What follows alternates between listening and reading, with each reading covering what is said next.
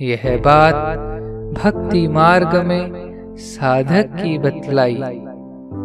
पहली बात क्या बतलाई? संतुष्टः सततम योगी, भगवान के हर विधान में संतुष्ट रहने वाला ही योगी है।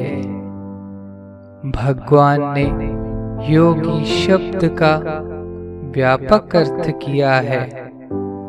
भक्ति मार्ग वाला भक्त वह भी योगी है।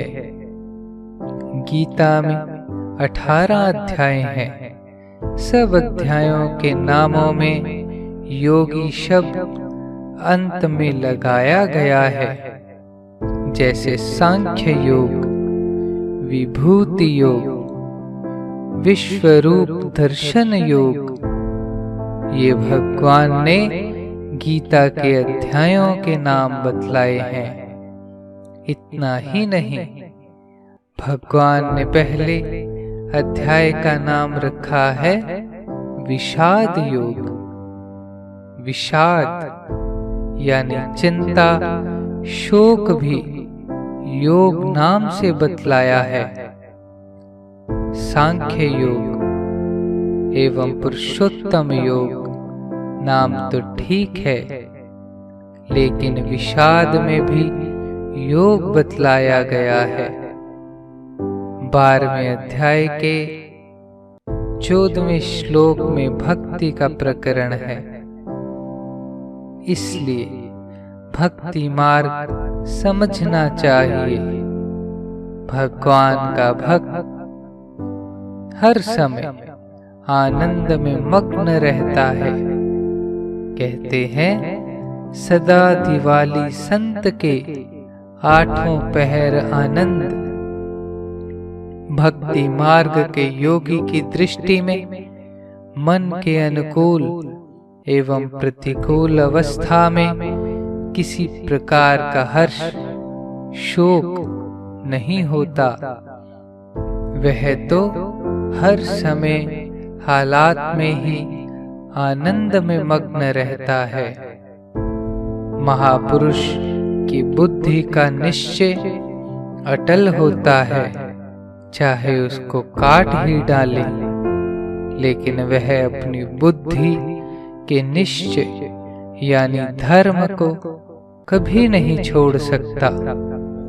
गुरु गोविंद सिंह जी के दोनों बच्चों को मुसलमानों ने जीते जी दीवार में चुनवा दिया, लेकिन वे अपनी बुद्धि के निश्चय पर और अपने धर्म पर अटल रहे।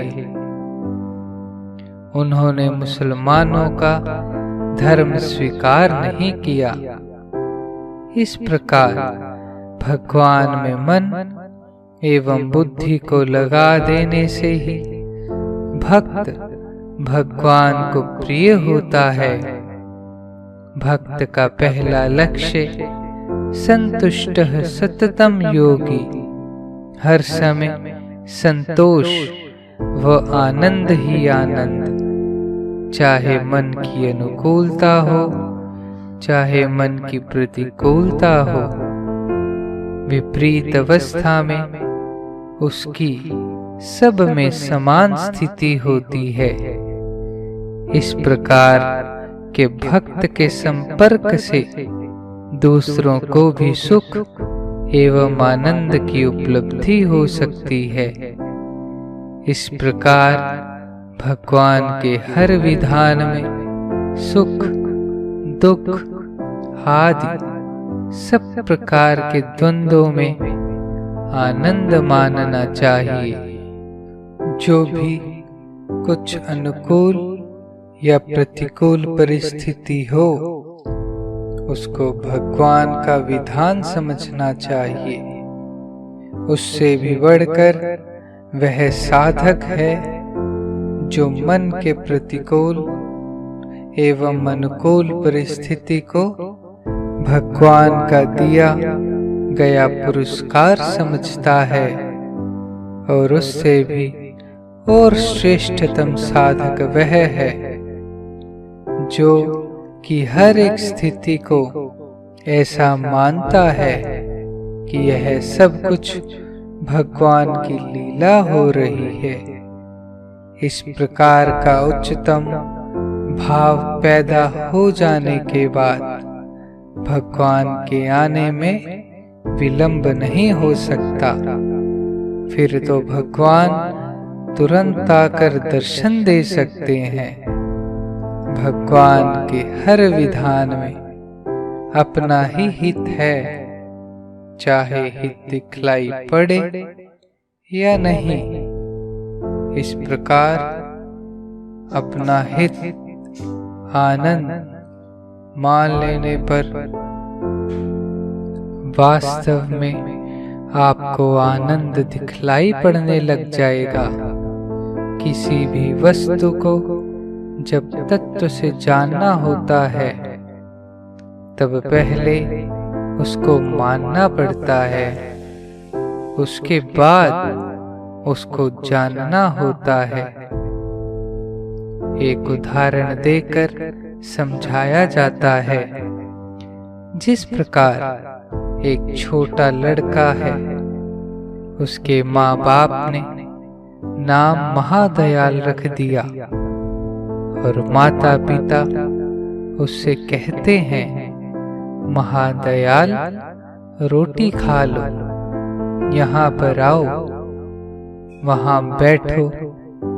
वह कुछ भी नहीं समझता, फिर भी कहते रहते हैं। धीरे धीरे वह 2 साल का हो गया। अब वह समझने लगा कि मेरा नाम महादयाल है।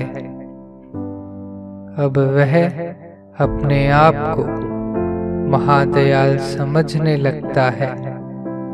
कुछ दिन बाद तो अब इतना समझने लगता है कि बस मैं ही महादयाल हूँ। बात वास्तव में झूठी है, पर घर वालों ने झूठा अभ्यास करवा दिया। अब वह अपने आप को महादयाल समझने लग गया। जैसे मेरा नाम जय दयाल है। वास्तव में जन्म के पहले जय दयाल नहीं था। माता के पेट में भी जय दयाल नाम नहीं था। जन्मने के बाद भी नाम नहीं था। किसी ने कहा, गीगला जाया, बच्चा जन्मा है। शुरू का नाम तो गीगला है। बाद में परामर्श करने के बाद जय दयाल नाम कायम कर दिया। फिर भी मैं समझता नहीं था। बार बार कहने पर समझने लगा कि मुझे जय दयाल कहते हैं। मैं भी फिर अपने को जय दयाल मानने लग गया। अगर जय दयाल को कोई गाली निकालता है तो जय दयाल मरने मारने को तैयार हो जाता है। उसको बोलता है, मुझे गाली निकालता है। वस्तुतः वह जय दयाल तो है ही नहीं। फिर कोई लाख गाली निकाले या निकालता रहे, अपने को क्यों नाराज होना चाहिए? फिर क्यों किसी का सिर फोड़ना चाहिए? वस्तुतः यह अज्ञान है। कोई किसी का अपमान करे तो कहता है, यह मेरा अपमान करता है। तो यह क्या है? क्या आप शरीर हैं? आप तो शरीर हो नहीं, आप तो आत्मा हो ना। और आत्मा का कोई मान अपमान कर ही नहीं सकता। कोई शरीर का अपमान करता है तो करने दीजिए।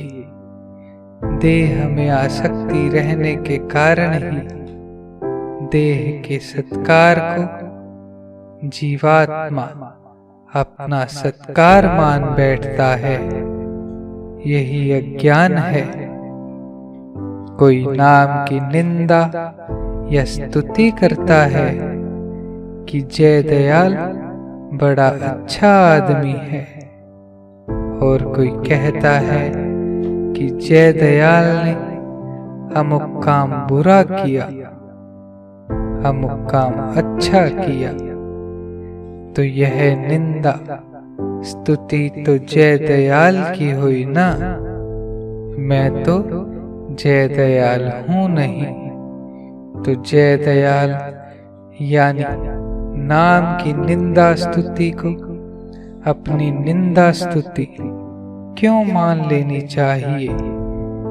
अपने देह या अपने नाम का अपमान यह मनुष्य को नरक में ले जाने वाला होता है, और इसी कारण द्वंद्व होते हैं, यानी मान अपमान, सुख दुख, हर्ष शोक, निंदा स्तुति में विकार स्थिति हो जाती है। इन द्वंद्वों से जो अतीत होता है उसको गुणातीत कहते हैं। गुणातीत यानी गुणवान पुरुष समझता है कि यह जो सात्विक, राजसिक और तामसिक 3 गुणों वाला शरीर है, उस शरीर की निंदा स्तुति को जो अपने से अतीत समझता है वह तो गुणातीत है, और जो इसमें आसक्त होता है वह अज्ञानी है। नारायण नारायण नारायण श्रीमन नारायण नारायण नारायण नारायण श्रीमन नारायण नारायण श्रीमन नारायण नारायण